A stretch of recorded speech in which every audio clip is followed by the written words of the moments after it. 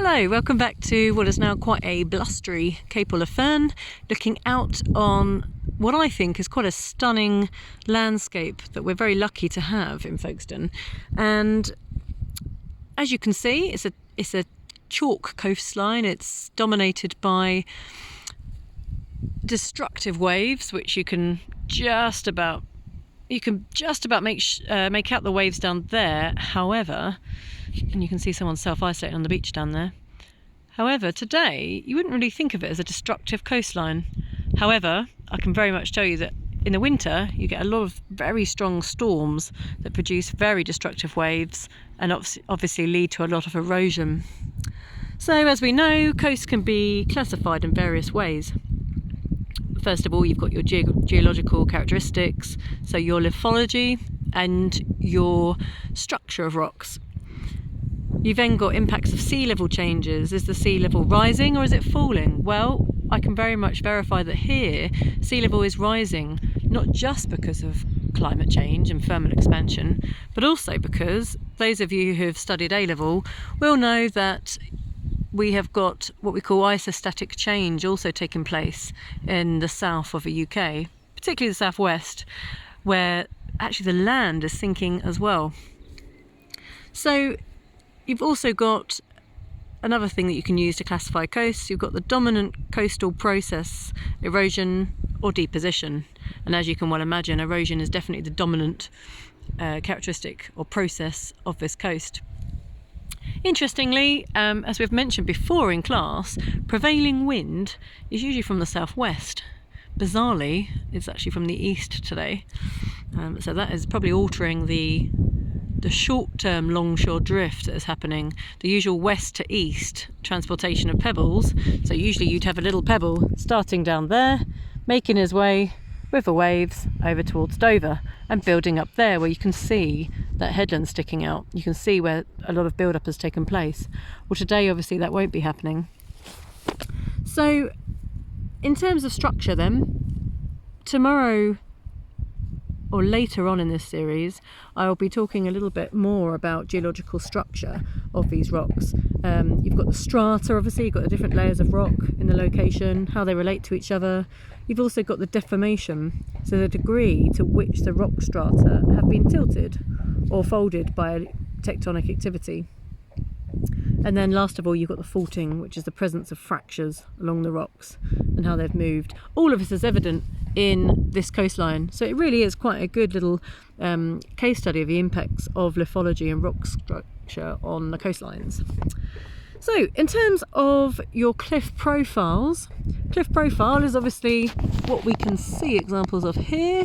Let's take Abbott's Cliff, which I believe is this one in the distance there. Let's use him as our example. Okay, so he's not quite a vertical cliff. He's not quite a vertical profile, which suggests to us that perhaps this could be an example of some slumping, some rotational slip, where that chalk is actually slipping in a kind of diagonal motion over the clay. Whereas if it was jutting in a vertical way, you would assume that wouldn't be happening, and what you probably have more of in terms of mass movement is rockfall.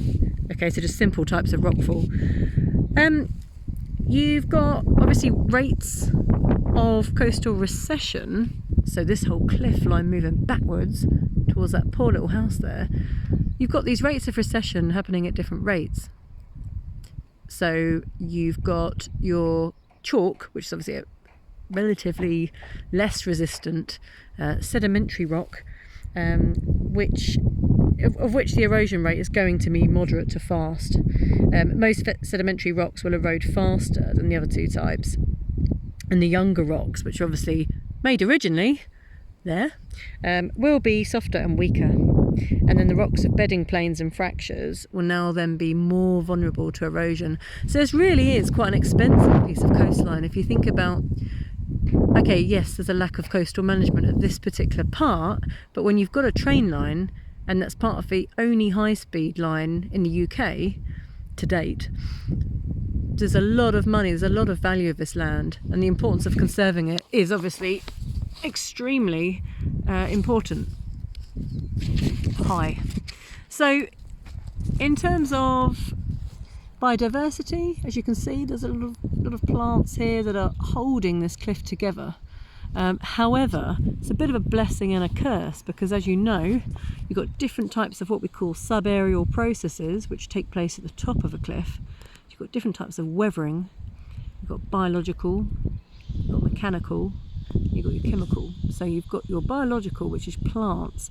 Now, most of those little plants there and grasses aren't going to have big strong roots that are going to dig down into the cliff and cause a lot of mass movement.